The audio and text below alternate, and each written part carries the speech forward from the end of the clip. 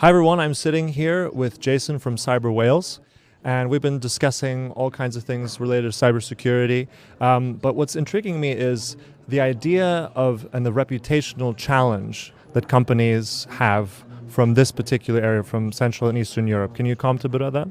Yeah, absolutely. So a lot of the world sees the, I suppose, malicious activity that seems to originate in this region. And some people look at this as a negative, and some people say, okay, there's no business innovation there. I see this as exactly the opposite. You guys have some of the best cybersecurity and cyber talent in the world. You've demonstrated as a region time after time that you are agile, you have the technology knowledge and depth to be able to pick up new information and innovate with that and create new solutions. Now, actually, that talent pool, that understanding, is something that is unique to the region. It is absolutely something that you guys have that a lot of other regions don't, and it's something that should be harnessed.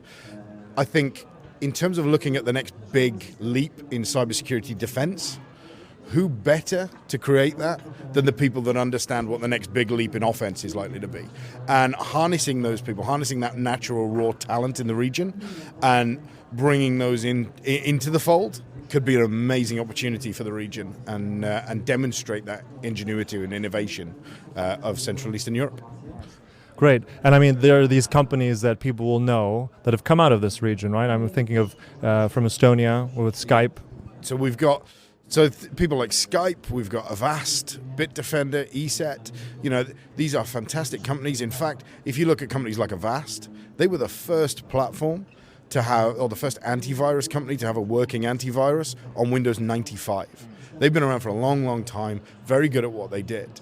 But actually, they struggled to get off the ground financially. They struggled to make themselves sustainable until you had American venture capitalists come and get involved and start to fund that. All of a sudden, they became an overnight worldwide name.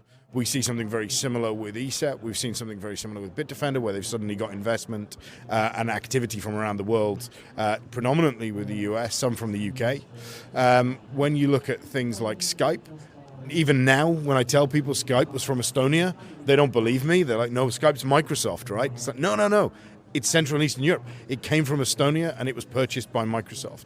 And this, for me, is a real hindrance to the region at the moment, in that there appears to be only so far that your innovative companies can grow before they need outside help. And that outside help, unfortunately at the moment, is coming from places like the USA, which means that the world at large will see the USA doing a launch of a product. Now, actually, that product has been around since 1990. It's not new. It was innovative then. They've stayed ahead of the curve. They're still innovating 20 years later. And it's just that the Americans have just discovered it and decided that they wanted to launch it. So one big challenge for the region for me is, how do you do that in-house? How do you create and sustain a cybersecurity unicorn within the region? And we have this trouble in the UK and in Wales. If you look at the United Kingdom, we've got examples such as Darktrace, which is one of our latest ones that people look at and say, wow, what a great innovative company, and what a fantastic way they came up from very, very small an idea to a great worldwide brand. And that happened because they got American venture capitalists, right? So they started out in a Cambridge Science Park out the back of the university. Venture capitalists arrived. They actually picked the entire company up and moved it to Silicon Valley, and it became an American firm. They're now sort of respreading back across the globe, but the only way they found their big jump and became global successes was by kind of buying into this venture capitalist piece. I'm not saying there's anything wrong, by the way, with venture capitalists kind of getting involved in businesses. It's a fantastic way of jumping those chasms and getting global. What I think we need to do, both as Eastern Europe, Central and Eastern Europe, and the UK in a lot of ways, is we need to look at how we can keep that in-house, how we can start to keep these companies within their roots, build the talent that's around these organizations, and allow them to forge the next level of innovation internally and keep that within the region. I think Central and Eastern Europe definitely has the potential to be the next tier one player in cybersecurity. The raw talent, the universities, the small to medium enterprises that are being built at the moment, and the general innovation coming out of the region. Conferences like this as well help, I think. Oh, absolutely. I mean, this is fantastic. So when we first came to CyberSec EU, which happened in Krakow in 2015, it was a great launch. The institute was just being set up. Coming here 4 years later, you've now got a full expo. You've got cybersecurity SMEs, both in small, medium range. You've now signing partnerships with people like Cisco and Ericsson to drive innovation in the region. Fantastic growth. The event has been a great success, and I think capturing that and using that as a launch pad for future innovation, and kind of encouraging that innovation to stay within the region and kind of expand outwards as opposed to moving and expanding back. It is, I think, a big challenge that the region is going to face. But I think they've got the talent to do it. It definitely has. Great. Another interesting point about investment, you said VC funding.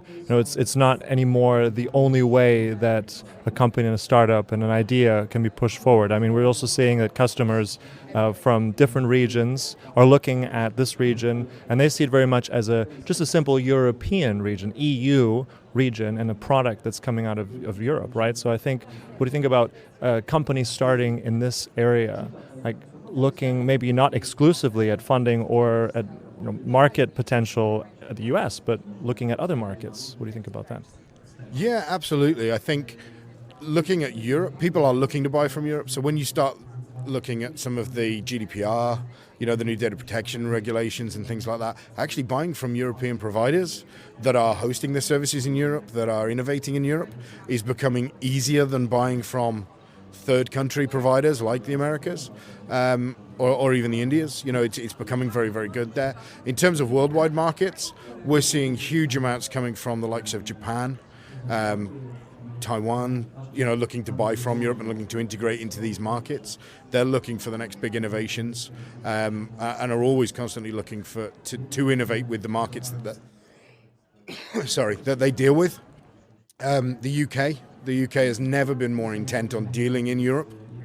And, I'll say it because nobody else does. Brexit is on the horizon for us. Never heard of it before.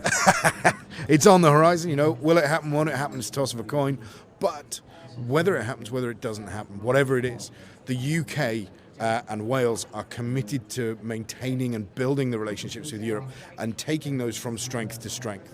So not saying, okay, we want what we've already got with Europe and we want to emulate it over here. We're saying, no, let's build something better. Let's drive it forwards. Let's drive collaboration. You look at the work that the likes of Cyber Wales are doing with Global Epic, with the Institute and a number of others, and the collaboration on research between universities and new products, the collaboration on businesses and business opportunities, collaborative bids in things like agriculture and the new IoT devices in factories. There's a huge amount of collaboration happening. That's not going to stop. It's not going anywhere. We can work together to penetrate these huge new markets and huge new possibilities that run into the billions. It's just a question now for us of what's the next one's going to be, and how do we nurture those, and how do we make sure that those SMEs can grow into medium companies and then hopefully onto global unicorns. Great. I mean, the final point is we are in Poland. We are in Katowice here in Poland. So could you maybe impress us with some of your Polish? I think about as much as I can manage would be dobre interview. Dobre interview, fantastic. Works for me.